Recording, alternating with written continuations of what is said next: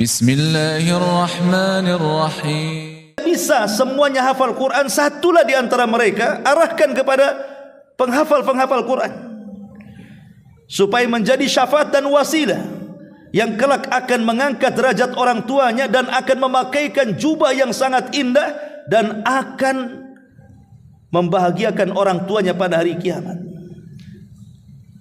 Apalagi kalau umpamanya ada potensi dari anak kita itu, nampaknya anak yang satu ini cerdas, mungkin kecerdasannya di atas rata-rata. Ini kesempatan, masukkan kepada pondok-pondok tahfidz Al-Quran supaya satu di antara mereka adalah yang membanggakan orang tuanya pada hari kiamat. Ini yang nomor 8. Yang nomor 9, berjihad di jalan Allah subhanahu wa ta'ala. Allah subhanahu wa ta'ala mengatakan dalam surah Al-Hadid 19, walladzina amanu billahi wa rusulihi ulaika humus siddiquna wasyuhada inda rabbihim lahum ajruhum wa nuruhum walladzina kafaru wa kadzdzabu biayatina ulaika ashabul jahim. Dan orang-orang yang beriman kepada Allah dan Rasulnya, mereka itu orang-orang siddiqin dan orang-orang yang menjadi saksi di sisi Tuhan mereka, bagi mereka pahala dan juga cahaya.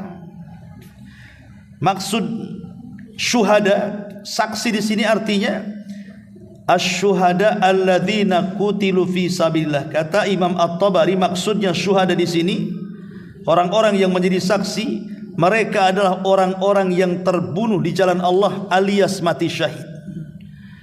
Maka mereka akan mendapatkan cahaya. Kata Rasul, man rama bisahmin fi sabilillah kana lahu nuran yaumal qiyamah. Barang siapa melepaskan sebuah panah dalam berjihad di jalan Allah, maka bagi dia cahaya pada hari kiamat. Minimalnya kalau kita tidak berjihad, karena mungkin di antara kita juga tidak semua pemberani, karena amalan jihad ini amalan berat. Kutiba alaikumul qital wa huwa kurhul lakum. Diwajibkan atas kalian berperang dan itu membuat tidak suka kalian. Ya, karena jihad itu perlu keberanian. Tapi minimalnya, walaupun kita tidak punya keberanian berjihad, tanamkan dalam hati kita ini bahwa kita akan berjihad. Minimal punya niat. Ya. Sebab orang yang tidak punya niat dalam hatinya berjihad, maka hatinya dipenuhi dengan kemunafikan. Kemudian yang nomor 10, selalu berbuat adil, terutama bagi para pemimpin. Tinggalkan kezaliman. Nabi SAW mengatakan dalam hadis Jabir bin Abdullah radhiyallahu an, ittaquz zulma fa inna zulma zulumatun yaumal qiyamah wattaqus syuha fa inna syuha ahlaka man kana qablakum hamalahum ala an safaqud dima'ahum wastahallu baharimahum. Kata Nabi, jauhilah kezaliman, karena sungguh kezaliman adalah merupakan kegelapan-kegelapan pada hari kiamat. Orang zalim tidak akan diberikan cahaya. Maknanya orang adil akan diberikan cahaya. Kemudian jauhi sifat-sifat bakhil, karena sesungguhnya sifat bakhil telah menghancurkan orang-orang sebelum kalian, menjadikan mereka menumpahkan darah dan menghalalkan yang diharamkan Allah Azza wa Jalla. Itulah bahaya bakhil.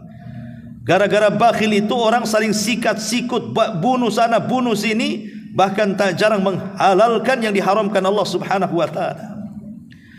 Ma'asyiral muslimin yang dimuliakan Allah subhanahu wa ta'ala, Imam An-Nawawi ketika memberikan sarahan hadis ini, beliau mengatakan, huwa ala zahirihi fayakunu dhulumat ala sahibihi la yahtadi yawmal qiyamah sabila hatta yas'a nurul mu'min baina aydihim wa bi aymanihim.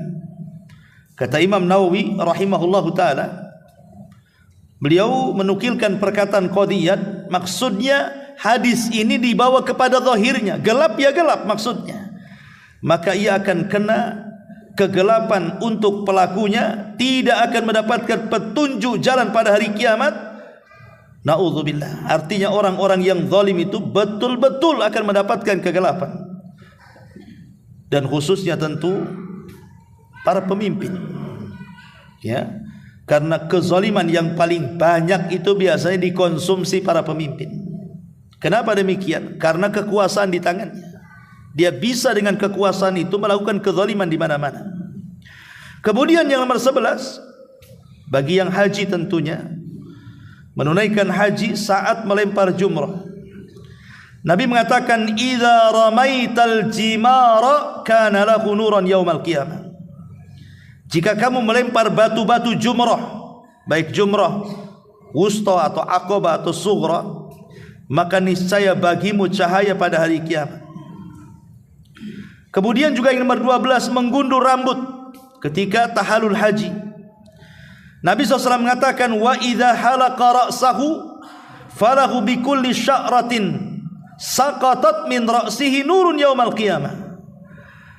Apabila dia mengundur rambutnya, maka ia memiliki pada setiap helai rambut yang jatuh itu dari kepalanya akan menjadi cahaya pada hari kiamat. Maka beruntunglah orang-orang yang haji, maka mereka bisa mengumpulkan cahaya sebanyak-banyaknya pada hari kiamat.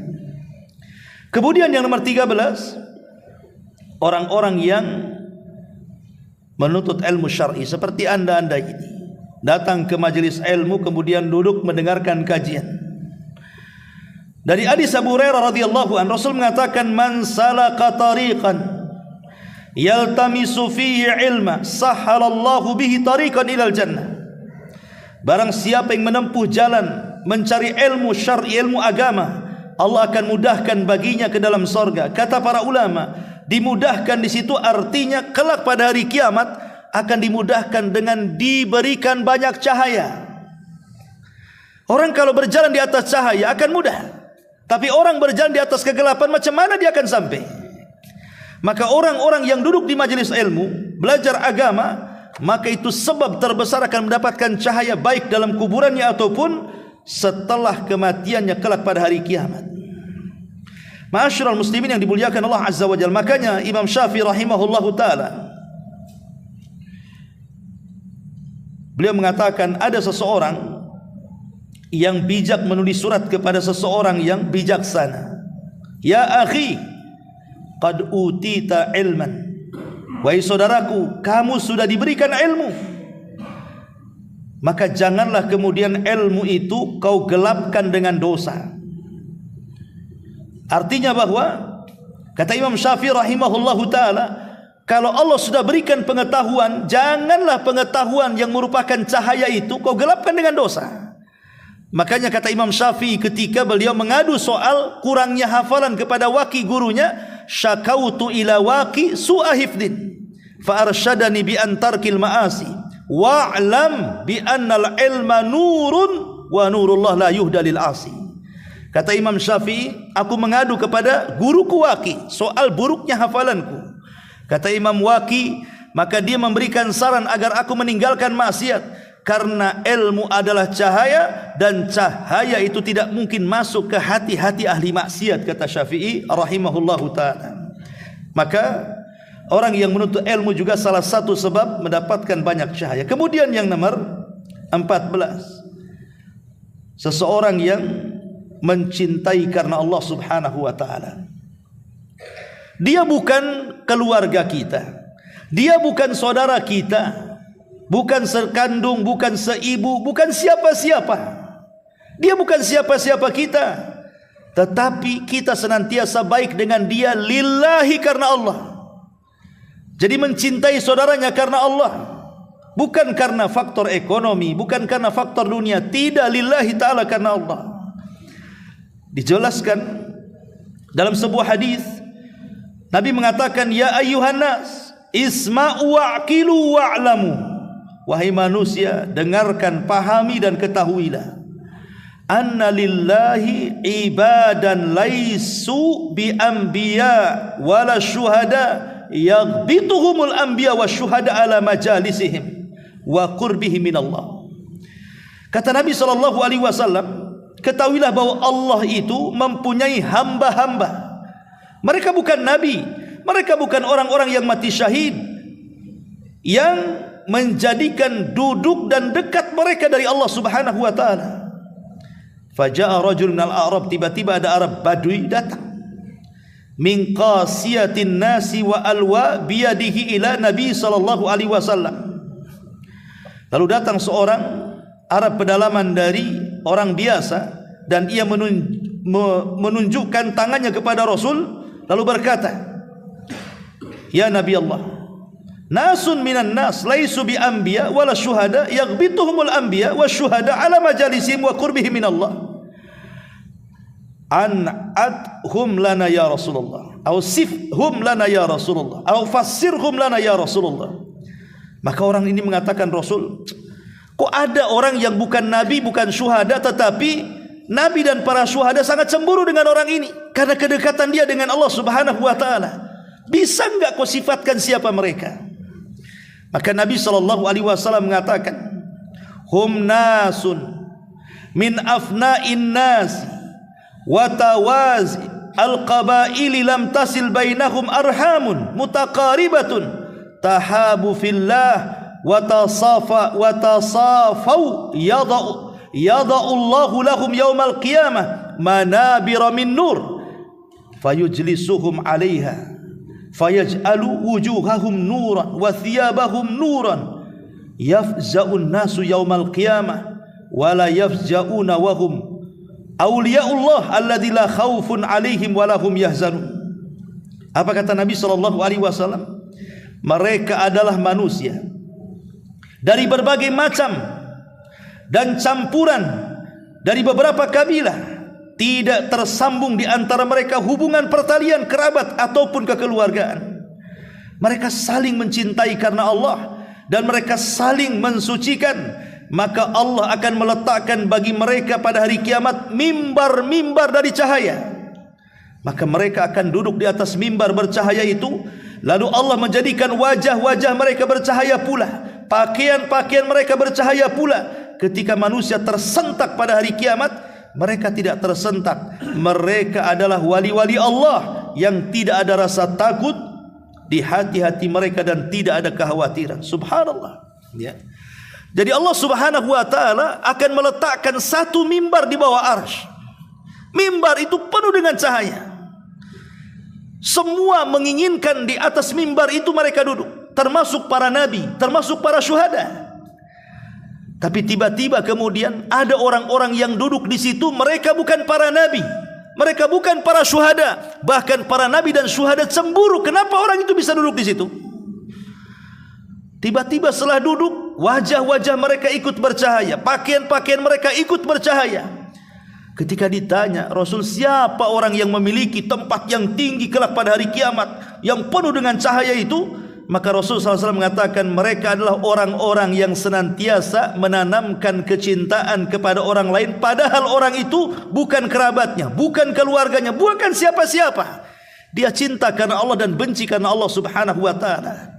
Ini penting karena di zaman sekarang terkadang orang melakukan perkawanan itu karena dunia. Saya dekat dengan dia itu karena ada hubungan bisnis. Saya dekat dengan dia itu karena ada hubungan dunia. Tidak ada orang yang dekat itu karena Allah, betul-betul karena Allah. Padahal lihat bagaimana keutamaannya di hadapan Allah Subhanahu wa taala. Kemudian yang nomor 15, uban yang akan menjadi cahaya yang ada di kepala. Ma'asyiral muslimin yang dimuliakan Allah Azza wa Jalla, disebutkan dalam hadis Fadalah Ibn Ubaid, Nabi mengatakan, "Man syaba syaibatan fi sabilillah kanat nuran yaumal qiyamah." Qala rajulun inda dzalik, "Fa inna rijalan yantifuna syaibah." Faqala Rasulullah, "Man syaa'a falyantif nurahu." Fudail bin Ubaid radhiyallahu mengatakan, barang siapa, kata Rasul, beruban di atas kepalanya dalam Islam, maka niscaya baginya cahaya pada hari kiamat. Jadi uban itu akan menjadi cahaya pada hari kiamat. Seseorang berkata kepada Rasul, "Rasul, sesungguhnya ada beberapa orang mencabut ubannya, boleh enggak?" Maka Rasul mengatakan, barang siapa yang hendak untuk mencabut cahayanya, ya silahkan saja. Ya. Kalau hendak mencabut cahaya silahkan, tapi kan rugi. Karena bagaimanapun uban ini adalah pengingat kita. Dan biasanya orang tumbuh uban itu kan di usia 40 tahun. Dan 40 tahun itu biasanya separuh lebih usia dia sudah berlalu, yang akan dijalani itu tinggal sedikit lagi. Di situ diingatkan dengan usia. diingatkan dengan kematian, karena uban itu tamu untuk mengingatkan kita dengan kematian, bahwa jarak orang yang beruban dengan kematian itu sudah dekat. Sehingga kemudian di dunia kita dapat pelajaran dengan uban itu kan. Makanya kenapa tidak dilarang kita mencabut uban? Karena orang yang mencabut uban itu hakikatnya dia tidak teringatkan bahwa dia akan mati dan akan tua. Allahu khalaqakum min dha'fin thumma ja'ala min dha'fi quwwatan thumma ja'ala min ba'di quwwatin dha'fan wa syaibah. Allah telah menciptakan kalian lemah di waktu bayi. Kemudian dari kelemahan timbullah kekuatan. Kemudian dari kekuatan timbul lagi kelemahan dan menua. Kemudian mengalami kematian. Oleh karena itulah maka jadikan uban ini sebagai pengingat kematian. Dan di akhirat Rasul mengatakan la tantifu asyaibah fa innahu nurun yaumal qiyamah. Jangan kalian cabut uban-uban kalian, karena uban itu akan menjadi cahaya bagi kalian pada hari kiamat. Kemudian yang nomor 16, menyambung hubungan dengan kawan-kawan baik orang-orang tua yang sudah meninggal. Jadi kawan-kawan orang tua yang sudah meninggal, kita dulu punya orang tua masih hidup, punya orang tua kita ini punya kawan. Orang tua meninggal, maka hubungkanlah hubungan baik kita dengan kawan orang tua kita yang sudah meninggal. Nabi SAW mengatakan dari hadis Ibnu Umar radhiyallahu anhuma, mar'a arabi fi safarin, kata Abdullah ibn Umar, seorang dari pedalaman berpapasan saat safar. Ya, lah kebetulan orang ini siddiqon li Umar. Jadi dulunya dia kawannya Umar bin Khattab, sekarang berpapasan dengan anaknya Ibnu Umar dan Umar sudah meninggal. Faqala Arabi, berkata orang Arab ini, alasta ibna fulan, bukankah engkau adalah anaknya si fulan? Qala, maka ia menjawab, ya betul. Fa amara lahu Ibnu Umar bihimarin, maka Abdullah ibn Umar memerintahkan untuk memberikan keledai karena beliau memintanya, lalu diberi. Kawannya mengatakan, wahai Ibnu Umar, beliau orang Badui, cukup kau kasih serban saja, kenapa kau kasih pula keledai pula sama dia? Maka kemudian Ibnu Umar mengatakan, aku mendengar sabda Nabi SAW, ihfad wudda abik. Kata Ibnu Umar radhiyallahu an, jagalah kawan baik orang tuamu, la taqta'uh, jangan kau putuskan, fayudfi'ullahu nurah, sebab kalau kau putuskan hubungan kamu dengan dia, itu sama dengan memutuskan cahaya Allah kepadamu. Kalimat Allah memutuskan cahaya Allah kepadamu menunjukkan bahwa berbuat baik kepada kawan orang tua kita adalah penyebab Allah memberikan cahaya kepada kita. Dan yang terakhir tentunya yang nomor 17, berdoalah kepada Allah Subhanahu wa taala agar kita senantiasa diberikan cahaya di dunia, dalam kubur ataupun di akhirat. Berdasarkan hadis Abdullah bin Abbas radhiyallahu anhuma, annahu raqada inda Rasulillah. Jadi beliau Ibnu Abbas satu hari dia pernah menginap di rumah Rasulullah. Kemudian fastaiqadha fatasawwaka wa tawaddaa, maka Rasul pun kemudian bangun, kemudian bersiwak, kemudian berwudu. Wa huwa yaqul, dan dia mengatakan, inna fi khalqis samawati wal ardh wa ikhtilafil laili wan nahar la ayati liulil albab. Sesungguhnya pada penciptaan langit dan bumi dan adanya pergantian siang dan malam itu ada tanda-tanda bagi orang yang berfikir. Maka Nabi SAW kemudian membaca sampai selesai ayat-ayat ini. Kemudian Nabi SAW pun salat 2 rakaat, beliau panjangkan berdiri, ruku dan sujudnya. Kemudian beliau berpaling, kemudian tidur. Kemudian beliau pun akhirnya kemudian setelah muadzin salat fajar berkumandang, maka beliau keluar. Disinilah kemudian beliau berdoa, Allahumma ij'al fi qalbi nuran wa fi lisani nuran waj'al fi sam'i nuran waj'al fi basari nuran waj'al min khalfi nuran wa min amami nuran waj'al min fawqi nuran wa min tahti nuran Allahumma ati nuran. Kata Nabi SAW, beliau mengatakan, ya Allah, berikan cahaya pada hatiku, cahaya pada lisanku, cahaya pada pendengaranku, cahaya pada penglihatanku, cahaya di belakangku, cahaya di depanku, cahaya di atasku, cahaya di bawahku. Ya Allah, teruslah berilah cahaya kepadaku. Hadis ini dikeluarkan Imam Muslim dan juga Nasai. Artinya kata para ulama, bacalah doa ini setiap kita melangkahkan kaki melakukan solat fajar. Ketika ke masjid, baca doa ini. Minta cahaya kepada Allah Subhanahu wa ta'ala, karena cahaya itu kita sangat berhajat di dunia dalam kubur dan setelah kematian kita kelak pada hari kiamat. Wallahu a'lam bishawab, ini yang bisa sampaikan.